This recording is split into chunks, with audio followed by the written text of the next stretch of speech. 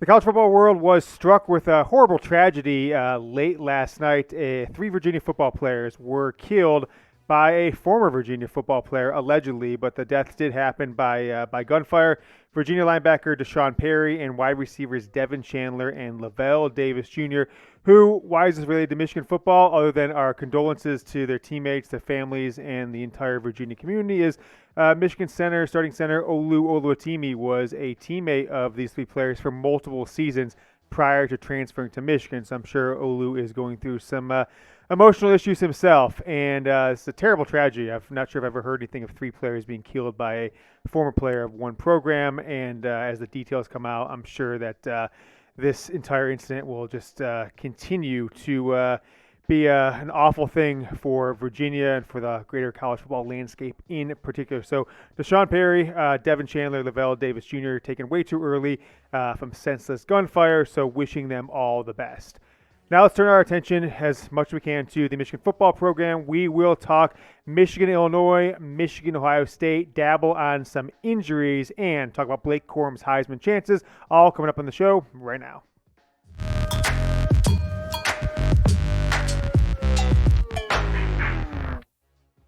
I am your host, James Yoder. We are going to talk Michigan football news and rumors here on a Monday evening, filming this around 6:30 p.m. Eastern. Going to publish it right after filming. Got quite a few things to talk about, but I do want to warn you guys right from the start. Maybe it's going to hurt our watch time today. You might just click off this video. We don't have updates yet on Donovan Edwards or Mike Morris. Potentially could have those as early as tomorrow or Wednesday, but as of now, nothing substantive, or whatever the word is, to tell you guys about those two players as of right now. What I will do is ask you, if you haven't yet, subscribe to the channel as we approach 23,000 subscribers. Couldn't get there before the game on Saturday, so you're bad for not subscribing to the people who have yet to subscribe to the channel. But we're 54 subscribers away. It's youtube.com/Michigan TV. If you're a Michigan fan, you've already subscribed, and you want to have a friend join you on the most watched Michigan football program, you'll send the link to a friend, youtube.com/Michigan TV. It will be down in the comments and the description of today's video. Could we be on commitment watch in the next week, 2 weeks or so? I told you last week I thought Jadyn Davis's commitment would come before the end of the year, the next 40, 50 days or so. But with his high school football team winning this past weekend, playing in a state championship on Friday night, the 2024 five-star quarterback, who still has a year and a half of college for high school left, or at least a year and a month, there's a chance he obviously could enroll early in January of 2024. His state championship game is Friday night, and now the expectation inside the Michigan football halls, Schembechler Hall, is that he will commit to Michigan officially, publicly, within days. I'm not sure if that's a couple days, 5 days, a couple weeks or so, but no one really expects among the Michigan football insiders that I have talked to, or the speculation out there on the internet from people who follow recruiting closer than I do, that this will go on any longer than probably, December 5th or something like that. So keep an eye out for a potential commitment coming from five-star 2024 quarterback Jadyn Davis in the coming days. Updated injuries from Illinois. Michigan's opponent coming up here on Saturday at Michigan Stadium. Josh McCray, but more importantly, Chase Brown, one of the leading rushers. I think he might be the leading rusher in all of college football. He left the game with 22 seconds left with an ankle injury on Saturday, but head coach Bret Bielema at his press conference said they're headed in the right direction on those two injuries, so we'll see what comes of it, and any news on this topic we will keep you guys in the loop on in the coming days. If Bret Bielema says Chase Brown, Illinois' star running back, All-American level running back, is progressing and headed in the right direction to play against Michigan on Saturday. Folks, the Heisman Trophy battle is coming down to a three-man race. Or I should say the race is coming down to a three-man battle, and it might be decided on the field coming up here in 12 days. C.J. Stroud, Ohio State's quarterback, is the favorite, the betting favorite currently at plus 150.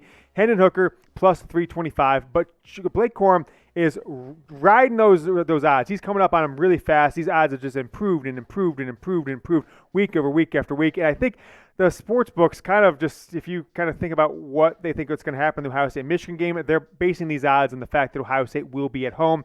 Michigan will be on the road for that game. Expectation for them is that Ohio State will win. C.J. Stroud will win the Heisman. But let's take a look again how Corum compares. You may have saw this on our video yesterday, our Sunday overreaction video. Derrick Henry's pulled away, right, in a little bit from Blake Corum. He's got more carries. He has more yards, 109 more yards. With 3 games to go on the regular season schedule, at least for Henry, he had out-of-conference game, Auburn, and then the SEC championship game. Blake Corum has Illinois, Ohio State, and ideally the Big Ten championship game. And the way I see it, going forward, this is what Blake Corum needs to win the 2022 Heisman Trophy. He needs 100-plus yards and 2 touchdowns, right? Only had 1 touchdown, but he needs 2. He needs to get up to 20, right, including his 1 receiving touchdown going into the Ohio State game.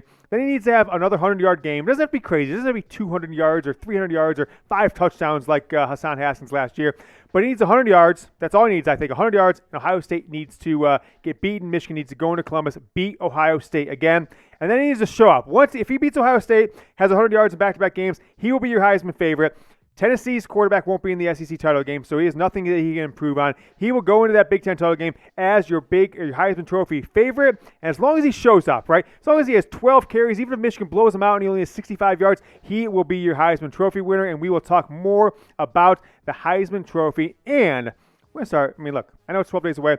We are going to start talking about Michigan, Ohio State. We're going to be previewing this game for the next 12 days. Michigan, Ohio State coming up on November 26th. But what's coming up for you guys is your opportunity to be a Scottish lord or lady. Today's Michigan Football Report is sponsored by Established Titles, which is a fun and novel way to preserve the natural woodlands of Scotland while helping global reforestation efforts. It is a project based on historic Scottish custom where landowners are referred to as lairds, or lords and ladies in English. Title packs give you at least 1 square foot of dedicated land with a unique plot number on a private estate in lovely Edelston, Scotland, with an official certificate with a crest, which I received and shown you guys in the last few shows. We plant a tree with every order and work with global charities One Tree Planted and Trees for a Future to support global reforestation efforts. You can officially include the title of Lord or Lady on your credit card, plane tickets, or your dating profiles. Sup. It makes a great last-minute holiday gift, and the first 200 people purchasing a title pack using my link, establishedtitles.com/chat, will get a plot next to mine within walking distance. Depending on how many of you guys become a lord or lady, we can build our own little Michigan Football Report kingdom in Edelston, Scotland. It makes an amazing last-minute holiday gift. They're running a massive early Black Friday sale right now, up to 80% off some of the packs you can get there. You get this nice framed certificate. That's amazing. I've got it hanging up behind my desk. And you can go to get their early Black Friday sale and add another 10%, establishedtitles.com/chat. Go to establishedtitles.com/chat. Link is in the comments and the description of today's video. Become a Scottish landowner. Gift this for someone this holiday season, your mom, your girlfriend, an aunt. It's a nice, quirky gift, kind of like buying a, naming a star after somebody. Establishedtitles.com/chat. Become a Scottish lord or lady with Established Titles. Link is down below in the comments and description. All right, let's talk some more Heisman Trophy. And Bosa beats Ohio State again. Blake Corum has pulled away from Mark Ingram in the statistical categories that we've been tracking for the last 6 weeks or so for Heisman Trophy running backs. But Derrick Henry really turned it on in the last 5-6 games of his 2015 Heisman campaign. So you see he's pulled away. He's 109 yards ahead of where Blake is right now after 10 games and 1 touchdown. But coming up, he had a game where he wasn't used that much. They play that SEC cupcake game before Auburn. So he had Charleston Southern. They pulled him out early on in the game. He only had 9 carries for 68 yards, but did have 2 touchdowns. But, folks, his last 2 games were absolutely absurd in 2015. 46 carries for 271 and a touchdown against Auburn, and then 44 carries for 189 and a touchdown. So we're talking about 90 carries. Yes, 90 carries and about 460 yards over those last 2 games and a couple touchdowns. Total, what he had over his last 3 games were 99 carries, 528 yards, and 4 touchdowns between Charleston Southern, Auburn, and the SEC title game. So I do not expect Blake Corum to hit those numbers necessarily, but I don't necessarily think he has to.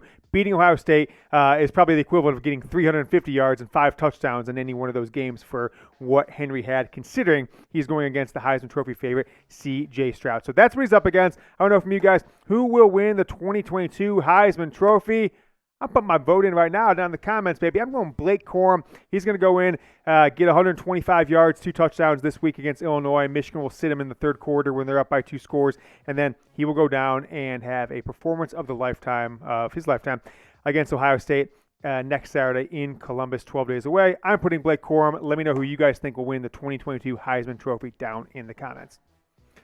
Let's take some questions here on the show. We have one coming up from Troy Winslow. He says, why am I feeling like last year's team was better than this year's team? I'm having some doubts. Make me feel better. Well, statistically, actually, Michigan is shaking out to be a lot better of a team this year. Number one, they're undefeated 10-0, where last year's team was 9-1. Michigan this week against Illinois should surpass the entire 14-game sack total from last year, right? So through 11 games, they'll have more sacks as a team than last year's team that had David Ojabo and Aiden Hutchinson. I know some of that was skewed by having like 7 sacks in one of the games early on in the season. I can't remember if it was the first or second game. But nevertheless, more sacks is more sacks as a program. And Michigan's number 1 defense in the country in total defense. They have the number 1 scoring defense. They have number 1 rush defense. Number, I think, 4 or 5 pass defense right now, and they're the number 5 scoring offense in the country. So I think objectively, you look at all the scores from last year. They had close game against Rutgers, close game against Nebraska, near loss against Penn State, lost to Michigan State. Through 10 games, I think objectively this team is better than 2021. But what that team did, of course, is went and took on Ohio State at the Big House and beat them 42-27. So I think we'll find out what happens with the real comparison between these two teams coming up here in 12 days in Columbus. But I'll ask you guys the question, which is the better Michigan football team? Last year's 2021 Big Ten champions that went to the college football playoff, or this year's 10-0, number 3 ranked Wolverines, the first 10-0 team in Michigan football since 2006. Go ahead and type 2021 or 2022 down in the comments. I'll reserve my judgment, but through 10 games, it's 2022. Big guy beat Ohio State again. That's kind of the elixir, the main factor here in deciding. So go down, comment 21 or 22. Give some subscriber shout-outs. The last 10 people, the most recent 10 people to subscribe to the channel, give shout-outs. We'll keep doing this throughout the year, but wanted to start doing it as we approach another milestone of 23,000. Mark Baldwin, Harriet Josie, Donovan Temple, Nathan Lester, Craig Kent, coming over on the right side, Paul Romanowski, Andrew Novak, Brad West, Brandon Ash, and David Margolis. Thanks so much for subscribing. Most 10 recent subscribers. We are only 54 away, so make sure you guys subscribe to the channel. It's youtube.com/Michigan TV. Go ahead and hit that damn subscribe button. ESPN Weekly updates their football power index, and Michigan is now 20. I think these are basically the same numbers. I don't think it's changed much since the last couple weeks, but 26.5% chance to win the Big Ten, and that's really geared towards, they think that Ohio State has 74%, 73.5% chance to beat Michigan or something like that in a lot of ways, and a 62.8% chance to make the college football playoff, which is interesting because, they think they're going to lose to Ohio State, but make the playoff. We'll dabble a little about that tomorrow in our college football playoff live show. But for the last 2 games, the FPI has a 91% chance that Michigan will beat Illinois Saturday in the Big House, and a 30.4% chance to beat Ohio State down in Columbus a week from Saturday. So that's what the FPI is saying. The odds are consistently getting better in Michigan's favor, but Ohio State's still the decided favorite according to the analytics. Wisconsin's interim head coach Jim Leonhard, former defensive coordinator, makes an accusation, not necessarily directly geared totally towards Michigan, but I'm pretty sure that if you guys have watched the show and heard what we said about Braelon Allen, the star running back last week, you'll know what he's talking about here. Here's his quote. He said, "I would never accuse any team of tampering with your players, but teams are tampering with other teams' players." He addressed these Braelon Allen transfer rumors, right? We talked about it last week that there's a lot of buzz. Maybe it could be unsubstantiated. We didn't have necessarily a source on it. Braelon Allen, their star running back as a true freshman last year, and now has continued on the path of stardom as a sophomore. Didn't have that great of a game this past week. They lost to Iowa, but for the year, Braelon Allen, running back, Wisconsin, 189 carries, 1,029 yards, averaging 5.44 yards per carry. and has 10 touchdowns on the year. He was asked about Michigan, the transfer rumors, following Michigan coaches and player on Twitter. He said, "That's the honest truth," right? This is kind of just capturing his quote that we can fit on screen here. "I haven't had contact with them. The fact that rumors spouted up is surprising to me, especially Michigan specifically," right? That's what he said on those transfer rumors. So we'll see what happens. I don't think they were as unsubstantiated as I may have thought initially. I think there's some smoke here, but we'll see how this program and what happens with Wisconsin season, how it shakes out, and what Michigan does this offseason in the transfer portal. Jaden Julian says, "Why has Michigan stopped wearing their traditional home uniforms? They haven't worn them since the Maryland game." I don't know. I would have probably guessed that they would have wore the traditional blue tops, maize bottoms this past week against Nebraska, because it's not a big game blue or anything like that. But they decided to wear the big game blues, which they've worn, I think, 3 times so far this year.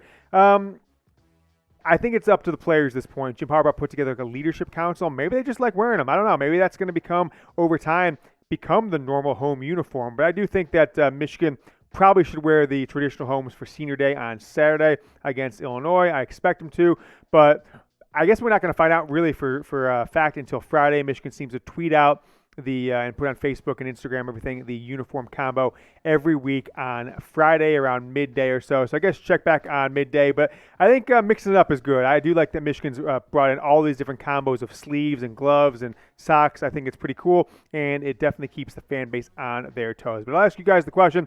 Comment down below your favorite Michigan uniform combo. I actually think it might be, for me, the all blues, and it could be the all blues, not the ones they wore this past week, but they wore a few weeks back.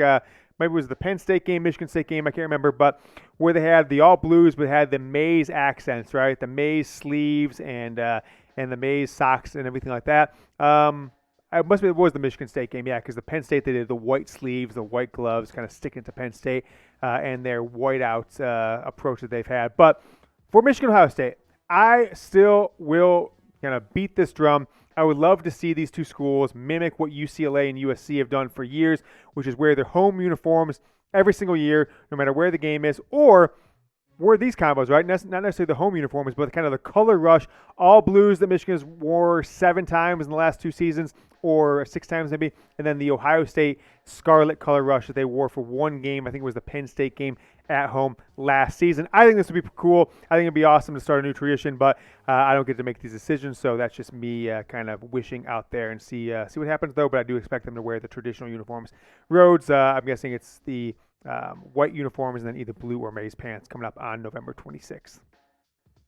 Last question here from Chef Maine. He says, if Michigan loses to Ohio State, won't we get in if TCU is beat? So about the college football playoff here. So let's take a glance at last week's standings. Now, the big thing that's going to change here is number 6 Oregon lost to Washington. So they are out of it in some ways. LSU still out there. Who else is out there? Clemson is still out there as a potential team. Tennessee, of course, at number 5. And if TCU loses, they got a game. They beat Texas in a really ugly Big Ten style game this past week.